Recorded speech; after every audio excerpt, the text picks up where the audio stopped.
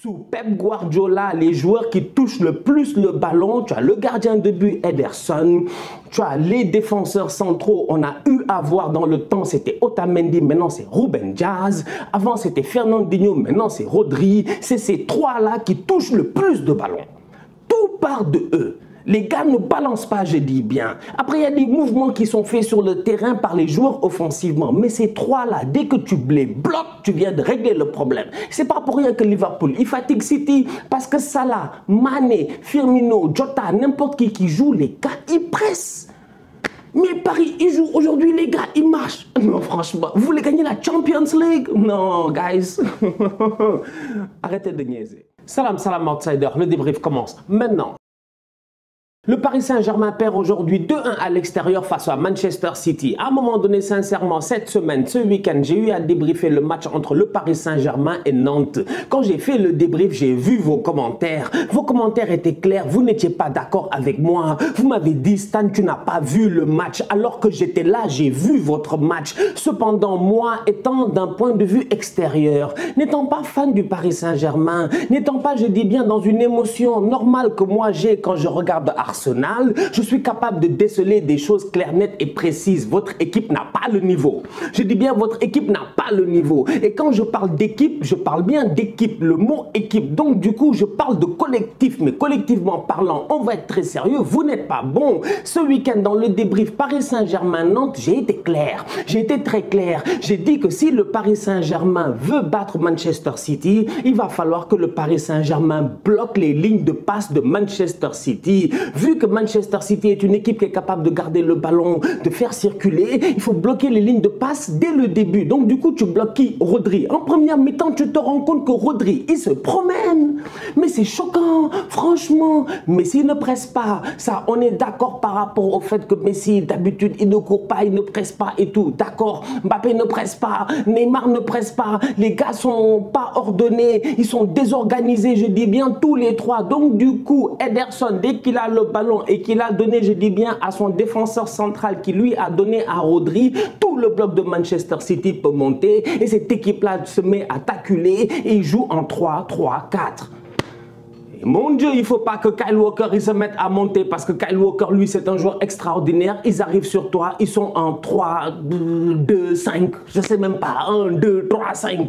Personne ne sait. Les gars ouvrent le jeu avec une largeur extraordinaire. Mais tout ça, c'est à cause de qui? C'est parce que je suis désolé quand même. À un moment donné, on peut parler jusqu'à demain, mais il va falloir que, même si Pochettino n'est pas très fort, que les gars sur le terrain, ils fassent des efforts.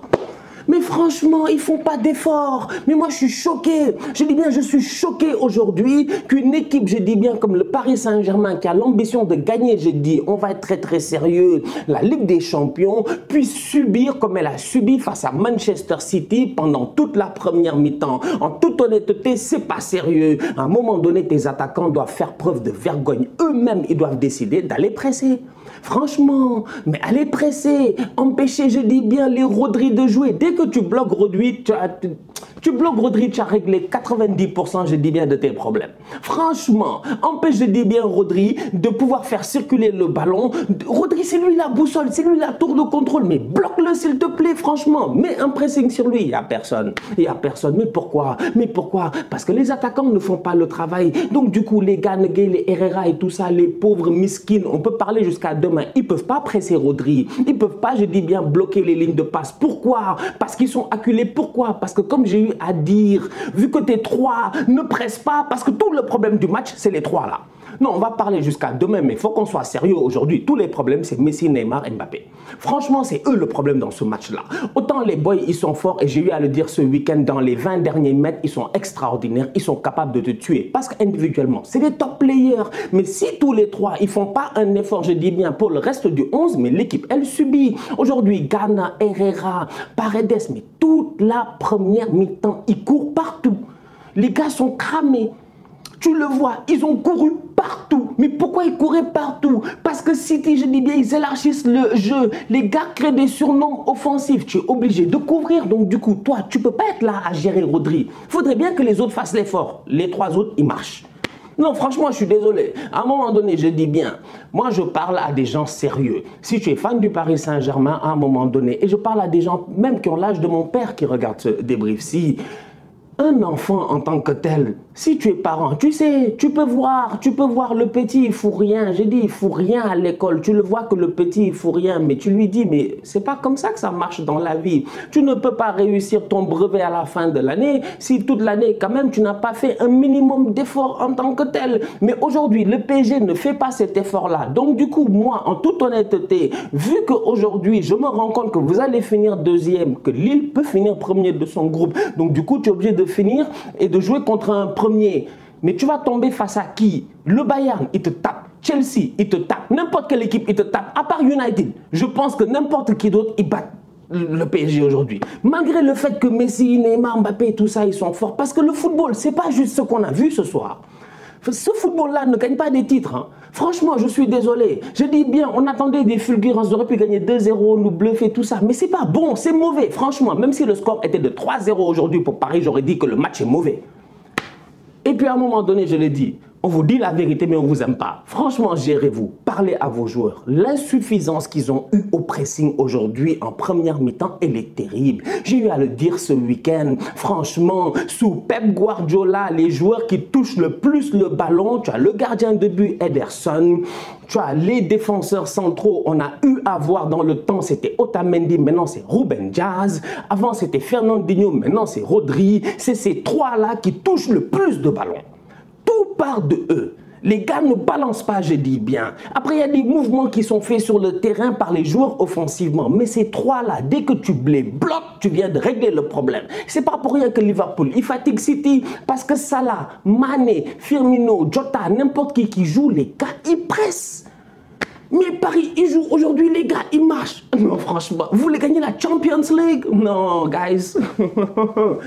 Arrêtez de niaiser. Arrêtez de rigoler, franchement. Nous, on est sérieux. Hein. Je dis bien, nous, on est sérieux. On voit, je te dis, quand même, le Bayern, ils jouent des matchs galères dans la neige, tout ça. Les gars sont sérieux. Tout le monde est sérieux en ce moment. On est en décembre bientôt. Et vous, jusqu'à présent, mis à part, ok, penalty de Messi, ballon de Messi, tout ça, au match aller, je vous avais dit hier dans le débrief que c'est plus de la blague. La Juventus a battu Chelsea à un moment donné, c'était en début de saison. J'ai dit à partir de maintenant, les gars ne rigolent plus. Les Chelsea que vous avez vus, le Bayern que vous avez vu en ce moment, c'est ce Bayern-là et ce Chelsea-là que vous allez retrouver en février.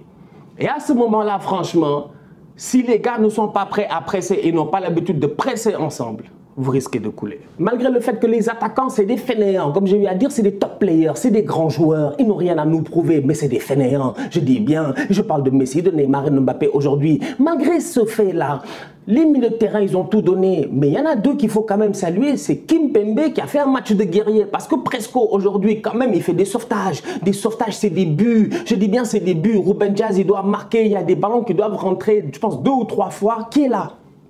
Qui est là? Maestro Kimpembe, en toute honnêteté. Énormément critiqué depuis le début de la saison, et ça c'est normal parce que c'est vrai qu'il ne se gère pas, mais sincèrement aujourd'hui il a sorti une très bonne performance, il a été serein, malgré le fait que Manchester City, ils gardent le ballon, ils te font courir, donc du coup à un moment donné t'en as marre, t'as envie de péter des câbles. Aujourd'hui Kimpembe il est resté calme, Marquinhos à côté il est resté calme, franchement les deux ensemble avec Keylor Navas qui prend un carton rouge ce week-end dans le match face à Nantes, il sort, je dis bien, il ne se gère pas, il nous fait une Schumacher contre Battiston, bon, avec moins d'impact quand même, mais tu regardes aujourd'hui le Keylor Navas qu'on a vu Ligue des Champions, c'est le Keylor Navas du Real Madrid, ça c'est le Keylor Navas de la Ligue des Champions de la saison passée, je dis bien, ou de la saison Covid du PSG, il est au top, il est fort, franchement, il est très bon, il est rassurant, il est excellent, et aujourd'hui, en toute honnêteté, les trois ensemble, je dis bien, ils ont permis de minimiser le score. Le score aurait pu être pire. Sincèrement, à mon humble avis, il aurait pu être pire. Si tu n'as pas les Zinchenko sur le terrain, tu as des vieux... Tu te rends compte qu'aujourd'hui, quand même, Paris, ils ont joué sans...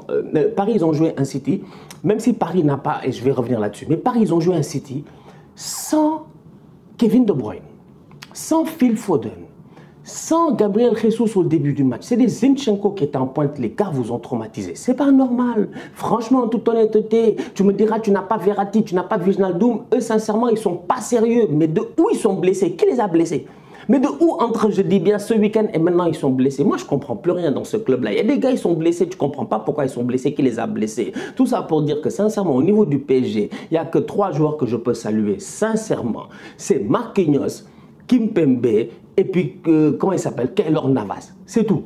Franchement, c'est tout. Le reste, ils se sont débrouillés au milieu de terrain. Respect à eux. Les attaquants, je m'en fous de leur but, de leur combinaison, de leur tiki-taka, de leur Neymar qui a failli claquer un but, etc. Il aurait pu marquer. Et s'il avait marqué, Paris aurait mené 2-1. Je m'en fous. Je m'en fous. Parce que la réalité, elle est telle qu'aujourd'hui, sincèrement, on va être très sérieux. Nous tous, je pense, le monde entier a vu que le PSG n'est pas prêt, en tout cas ce soir, à gagner la Ligue des Champions.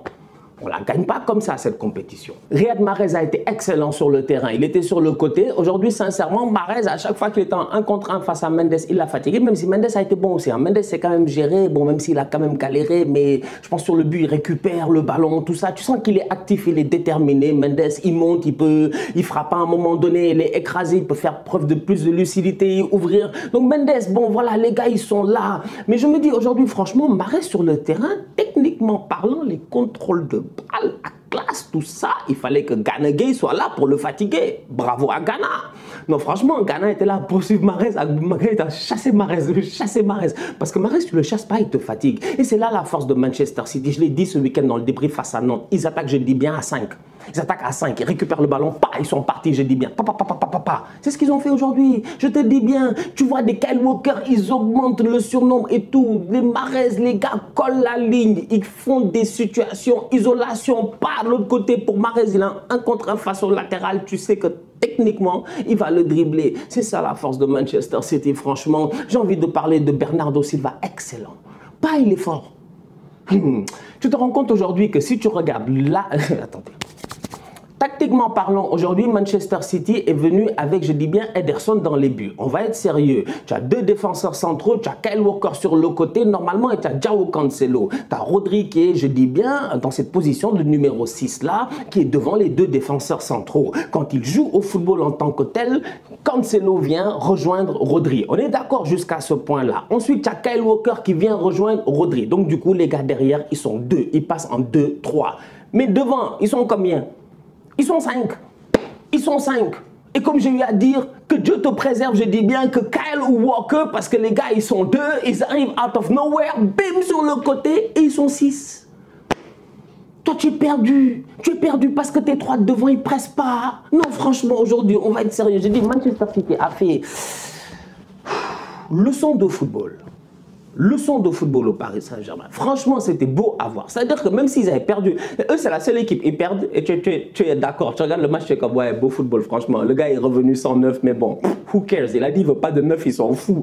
Mais c'est du beau football. Pratiquement parlant, l'évolution de Bernardo Silva, il faut le donner à Pep Guardiola. Parce que Bernardo Silva, en tant que tel, à un moment donné, la saison passée, il jouait en 6. Il jouait en 6. Il jouait en 6. On va être très, très sérieux. C'est un milieu central. Cependant, il s'est rendu compte que Kevin De Bruyne, 6-8-10, comme j'ai eu à dire, n'a plus la vivacité qu'il faut. Donc du coup, qu'est-ce qu'il a fait? Je dis bien Pep Guardiola, il a décidé de prendre Bernardo Silva et de le mettre dans cette position-là de faux neuf, de faux neuf. Et si tu regardes bien, normalement, c'est Bernardo Silva, Kevin De Bruyne, c'est les deux qui doivent être faux neuf. Là où il y avait Zinchenko, c'est Kevin De Bruyne qui doit jouer là-bas. Et Bernardo Silva, lui, c'est un 6, 8, 10, 9. Non, il est incroyable. Il est partout.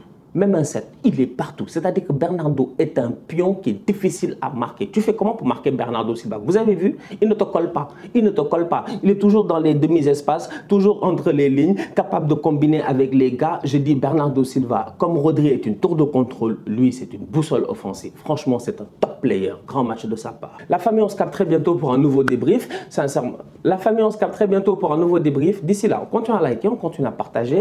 On s'abonne, on s'abonne, on s'abonne. On est ensemble, on reste en santé. Tous outsiders.